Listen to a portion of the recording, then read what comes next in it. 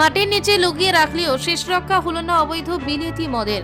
গোপন সূত্রের ভিত্তিতে বৃহস্পতিবার দুপুরে বিশালগড় থানার পুলিশ ও টিএসআর বাহিনীর যৌথ অভিযানে অফিসটিলা এলাকার মদ ব্যবসায়ী জীবনশীলের বাড়ি থেকে প্রচুর পরিমাণে অবৈধ বিলেতি মদ উদ্ধার হয়েছে।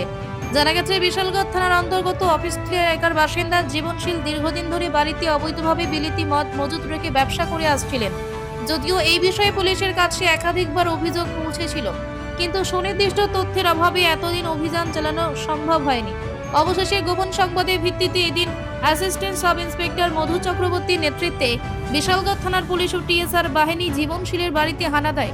তবে পুলিশের উপস্থিতির খবর পেয়ে জীবনশীল ঘটনাস্থল থেকে পালিয়ে যায়।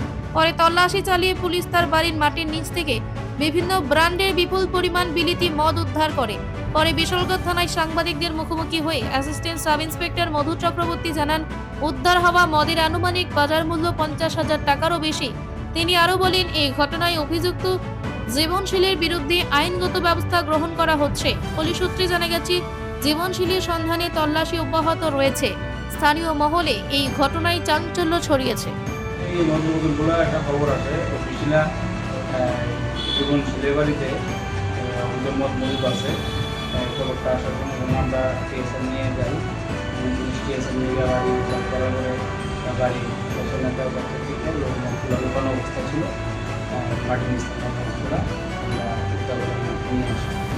রিয়েস্টেট ছিল এই বিষয়ে বাজার মূল্যটা তো আমার ঠিক জানা নেই, অত অ্যাপ্রক্স 50,000 না জীবনশীল বাবা আইনের ব্যবস্থা নেওয়া। Bureau report, frontline Tripura.